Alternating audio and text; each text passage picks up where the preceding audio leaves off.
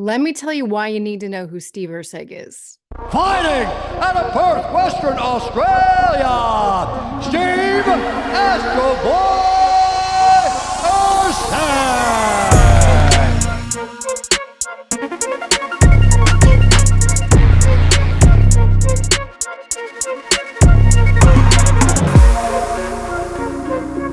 Alexandre Pantoja, the world champion. He's very good at controlling the center because he's been knocking guys out.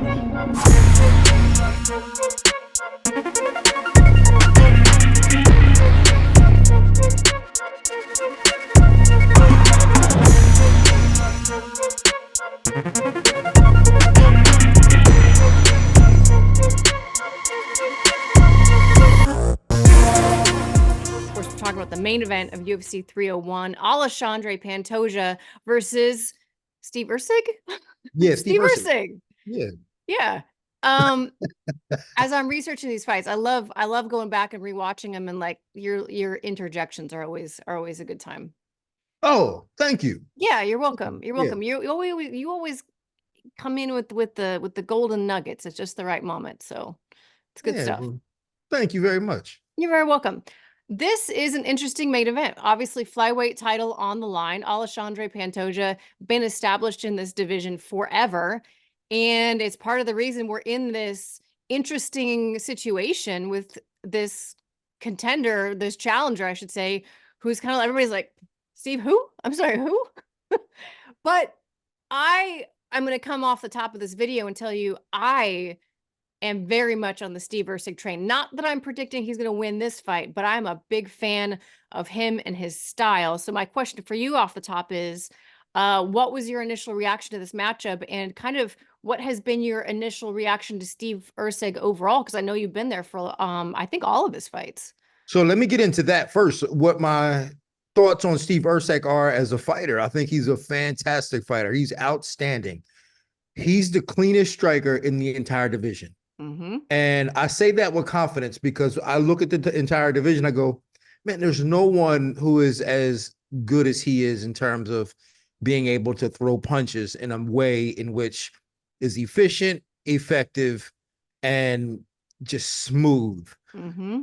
I'm not surprised that he got this title shot, only because the division does lack a little depth and there are some weird things going on, some guys that are injured and so on and so forth. So I'm not surprised that he did get the title shot.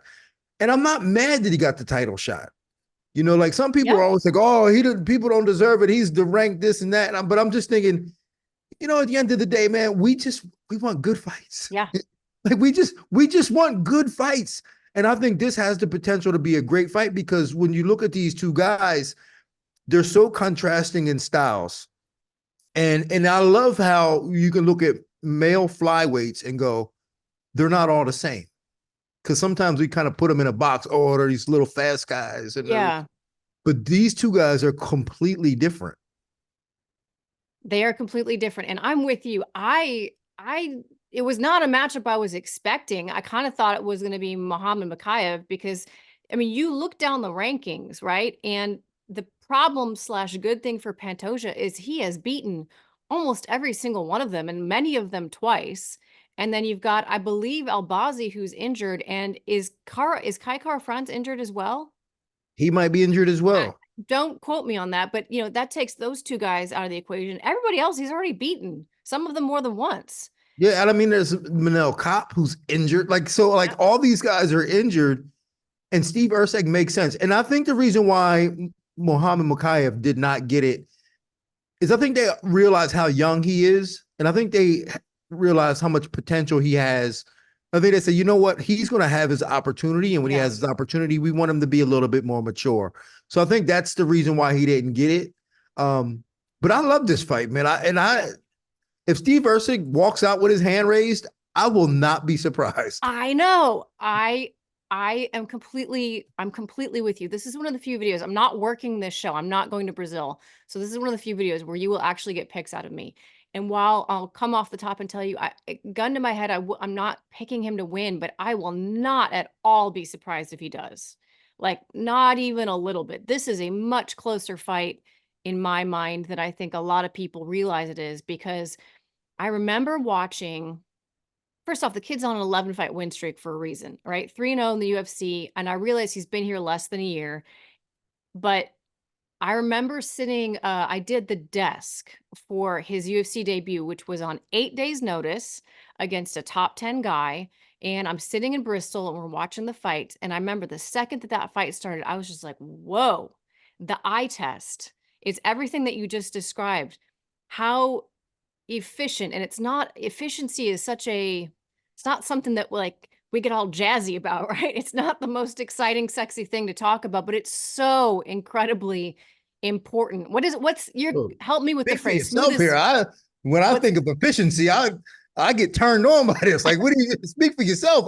I love watching smooth, efficient fighters. Because Yes. to me, it's such a contradiction to the general consensus of what fighting is. Yes. And when we can see a smooth, efficient, fluid fighter, it makes you have to think. It makes you go, all these guys they're doing it wrong, right? And I don't want to say wrong, but they're just not, these guys are not doing it the way that you have to do it. There's Like, you another don't have level. to, you don't have to be a brawler or a bruiser or this big, strong, like you can, if your technique is proper, and sometimes we overgeneralize technique often. Yeah.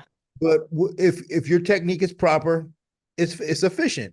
And and if it works, that means you did it right. And if it works without a lot of effort, that means you did it right. And he embodies that. And that's what I love about him. And his range management and his footwork and his angles are absolutely beautiful. The way that he is able to, again, and it all kind of points back to the efficiency, because if your feet are in the right place at the right time, it allows you to be more efficient, allows you to be more precise without having to, give up a lot of energy in your strikes. I love watching his boxing. I mean, it is absolutely beautiful. And the other part of it that is, I mean, sexy to me is his defense, right? His defense. Now, while it's not perfect, he's a guy who can get clipped in the pocket and has in some of his fights. To me, it's like he's willing to take enough of a risk to stay in the pocket and live there long enough to get done what he wants to get done. But overall, his defense, especially on the outside, coupled with his range management, which is part of his broader defensive approach, is just, it's just beautiful. It's beautiful. Now, I have a take on this young man that I'm going to give to you, and I haven't given this to anybody, so you are the first to get this. I spoke with him. I did a walk and talk with him prior to his fight against Matt Schnell. And after I spoke with him, I'm thinking to myself, like, wow, is this guy the biggest nerd in the world? Like, he is the biggest, goofiest nerd in the entire universe. And then I said, but I think that is his weapon. Yes. I think the fact that he's a nerd. I think he knows he's a nerd. And I think he's immune to this desire to be cool and to fit in and to be embarrassed and to allow distraction to mess up his fight game. He seemed to be the type and almost kind of, when somebody's a bit on the spectrum, right? And they're just kind of, they just don't recognize. And I don't know if he's on the spectrum or not, but when they just don't they just don't really recognize like certain social cues. I got that vibe from him that he was just like, I don't care what's going on outside of what's happening. Yeah. I am here to fight and do my thing. I picked up the exact same thing in an interview I watched that he did with Luke Thomas. The way that he was able to describe his own fight style, because I find this so often, and I've always assumed it's because they weren't willing to describe their own fight style, but you sit through lots of fighter meetings, lots of fighter interviews, that's a common question. How would you describe yourself as a fighter? And it's always these really broad general strokes that people say, like, oh, I just go out there and I put on a ton of pressure. I got a lot of heart, man. Yeah. I'm gonna put pressure on him. I got a lot of heart. I trained really hard for this. I did a lot of hard rounds for this. Yeah. His ability to look at his own game in specificity was really, really impressive to me, and why he chose to do certain things at certain points. Uh, it was just really cool to see. And for people who have maybe only watched him in the UFC, they may not even have a full appreciation for just how broad his skill set is, because the reality is that before he came to the UFC, he was submitting everybody. He's not really a knockout guy. I mean, you can tell from the last fight, he certainly has the precision. I don't know that he's the most powerful striker, but he has the precision to be able to find the button. But before the UFC, he was submitting guys, and tremendous wrestling to back it up. He actually has a national, no, it's Australia, but a national championship in wrestling. I don't care which country you're from. Yeah, I mean, if you beat everybody in the nation, thank you. that's a lot of people. I don't care if they're high school kids. That's a lot of people. So he knows his way around the wrestling. He's got tremendous submission skills, and he's got this boxing that just jumps off of the page. And then he's got, the kind of the meme is that he looks like Michael Scott from The Office, right? And he Yeah. kind of does. He's got this nerdy, and I say that with like, I love the nerdiness of it. He doesn't go Endearment, out huh? there and talk about how hard he hits, and like, there's no, I feel like, you know what it is? I feel like there's not a lot of ego attached to it. To him, it's almost like No. I just want a puzzle that I figure out. And he's very like unattached to the, obviously wants to win. You can tell he's a competitor, but like the outcome doesn't define who he is. And so he's just sitting there analyzing, well, if I do this, what happens here? And then if I do this, what happens here? And oh, I bet if I do this, this will happen. If I go low here, he'll go high, and then I'll be able to, it's like a math equation or something. Yeah, and it reminds me of Corey Sandhagen when I speak Yeah. to Corey Yeah. Sandhagen about his game. But even Corey Sandhagen has an element of samurai when you Hmm. look into his eyes. I don't get that with Steve Erceg. I don't get this element of samurai when I look into his eyes. I get this element of just, I mean, I definitely know he's a fighter and he's a killer, but just And he's something got a about chin his, too. yeah, but just he performs very well just because I think he's able to block out the this expectation Hmm. that everybody says should be a fighter. I think he's able to block that out and just go, I'm doing my thing. I don't care what other guys do. I'm just going to do my thing. And I always root for that guy. Yeah. Like I Ryan always Hall. root for Kind that of guy reminds that's me of Ryan different. Hall. Yeah, for sure. Like those are the guys that I root for because they're so intelligent and they're so smart. And those are the guys that actually, in my opinion, advance the game. Because this game is always advanced by certain techniques. Certain techniques move the game forward. And if we don't have guys like Ryan Hall and Steve Erceg, then all we have is a bunch of guys who paint with broad strokes and go, I trained really hard today. Hmm. And then they get lucky with something. They get lucky with a new move. But when you got guys that are thinking and are going, what is the best way to handle this situation? We get new moves and we get new techniques and this game gets better. Here to advance the game, and I love it. Let me, before I forget, because I always get really deep into these videos before I do the tail of the tape, so to speak. So let me run through that real quick, so everybody can kind of get a sense of the stats we're talking about here. Now, of course, as you look at these statistics, especially for Steve Erceg, you have to keep in mind that these are based only on his UFC fights. So we're talking about a really limited data point set. So just keep that in mind in terms of like the percentages. One fight can swing them wildly one way or another, but we'll still look at them. Alexandre Pantoja is 11-3 in the UFC, and Steve Erceg 3-0 in the UFC. Erceg is 5'8" to Pantoja's 5'5", so got 3 inches of height on him. But interestingly, just half an inch in reach for Steve Erceg, and he is 6 years younger than Alexandre Pantoja. He's 28 to Pantoja's 34. When you look at the striking statistics are interesting because like what you and I just talked about, they're very, very different strikers, but statistically they have a lot of similar numbers in terms of accuracy. 49.4% for Pantoja, 48.1% for Steve Erceg, 4.32 significant strikes per minute for Pantoja, 4.57 for Steve Erceg.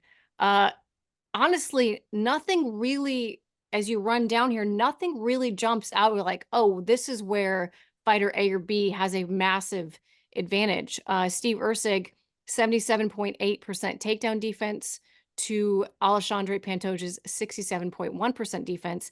And that definitely is something that might come into play in this fight in terms of the grappling, because we all know that Pantoja's most dangerous aspect of his game. I mean, he's heavy-handed, but his submission skills are where I think he is by far the most dangerous. I do think the grappling will be an interesting thing to look at here, because we just haven't really seen much of Steve Erceg's grappling at this level yet. Like the Costa fight, we did see some things though. Do you remember that fight? Yeah, for sure. I remember that fight. I mean, there were moments in the fight where, where he was challenged and he was tested, but he passed all those tests. Yeah. But the only thing that I'm afraid of with Steve Erceg is just, again, the trends that we have in MMA right now, and that is to give up your back in order to defend a takedown. And I try to get fighters away from doing that. But I don't work with him. So the reality is that if he gives up his back one time around, that's It's too many. all Pantoja needs. That's all he needs, is that Pantoja is so sticky. He's glue once he gets on your back. And that's to me is the challenge of this fight. Can Steve Erceg stop the takedown? I don't care if he can stop the takedown. It's can he keep him from getting to his back?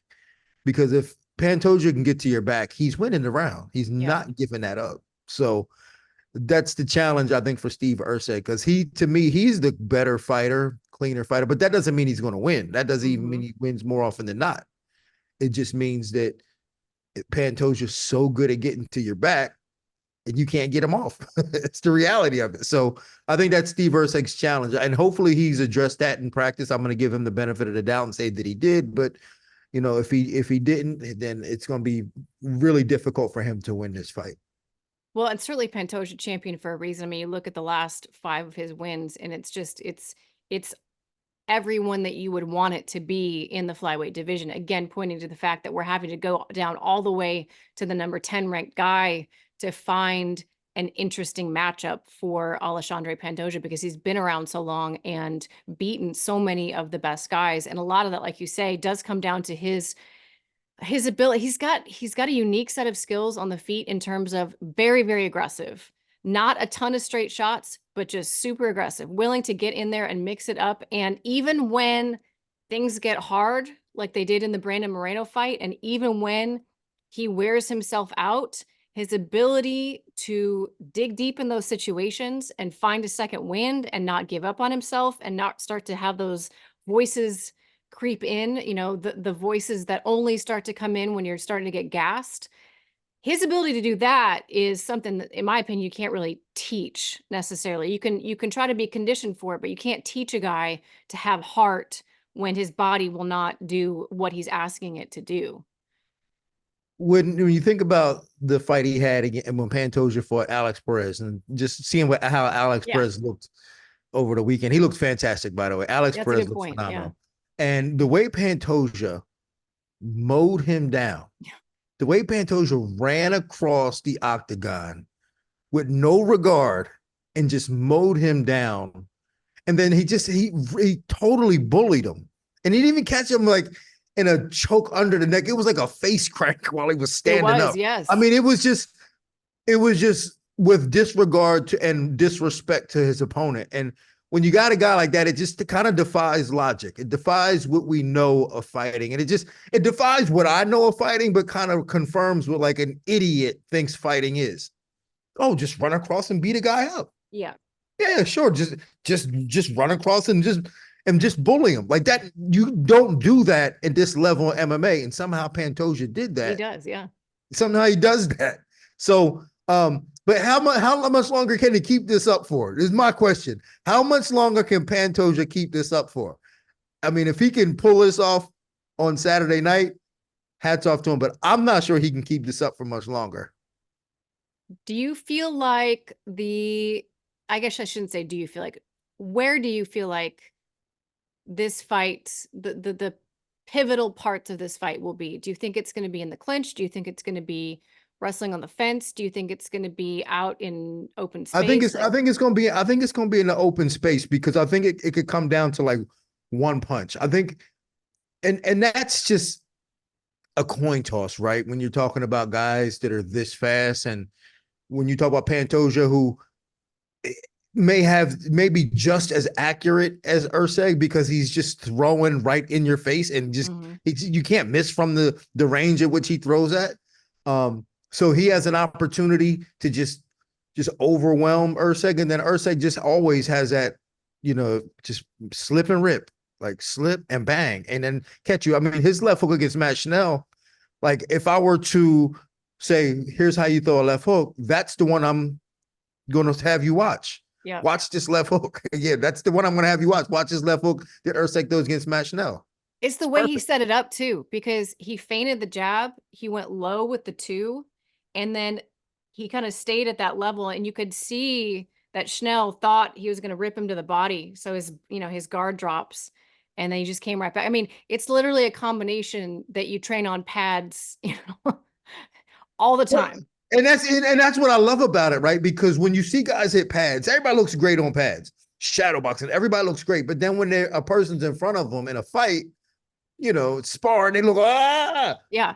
Erceg's in a real fight with top 10 guys looking like a person on pads. Yes, he's clean. That takes a tremendous amount of confidence and discipline to do that. Yeah. And he has that. Back to Pantoja for a second. One thing I wanted to ask you about, because I know obviously you work with Aljamain a whole lot. There's something interesting about these guys who are, as you said a moment ago, so good at finding the back.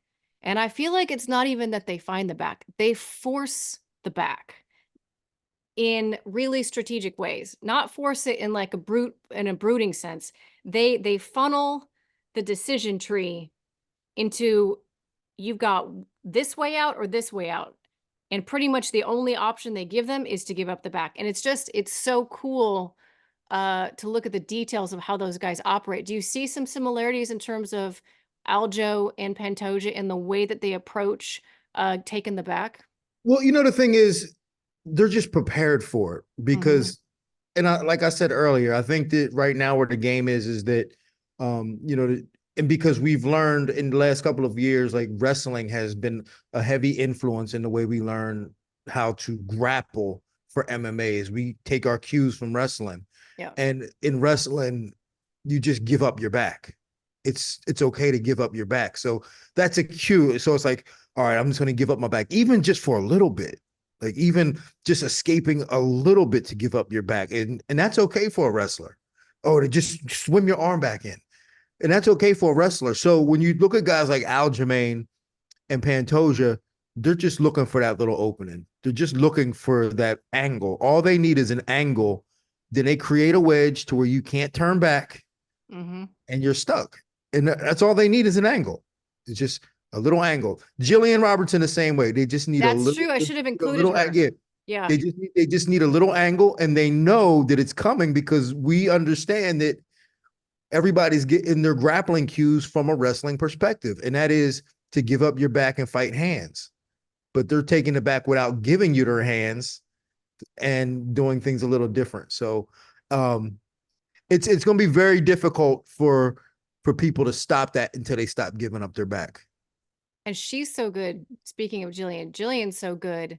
I love watching her find her rear naked choke, because she'll do it without hooks. She'll do it out of position, because she has so much confidence in her choking mechanism that she has no problem. I'll find the choke first. I'll find my hooks tomorrow. It won't even matter, because you're going to be out by that point. I love watching her. I just love watching her smash girls, Oh, well, those that's all by design, though, to be honest. Like it's by design. It is by design. Yeah. So, all right, talk to me about how you feel like this fight's really going to play out. This fight could play out so many different ways, just because both of these guys are so different. But I think the likelihood of being in Brazil, will give Pantoja a little bit of excitement and some energy, a bit of anxiety that he will come out fast and hard. I can't imagine Pantoja going, all right, this is the fight where I'm going to Be be patient. calculated and patient. So I think he's going to come out very fast, very hard. And I think he's going to get clipped a bit in early just for that reason, but he's going to be able to bully Erceg around a little bit and get clipped. I think it's going to be a wild, fast start, and then I think it slows down after a while. But I think the start of it is going to be really wild and fast, and I think it slows down.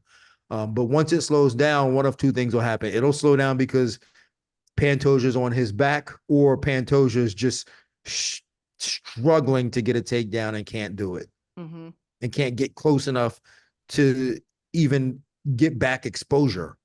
So, and I think Erceg could win that way, right? Just by keeping him in front of him, not even allowing him into the range to get back exposure, and then just pot shotting him from the outside. That's a very realistic outlook on this fight for me.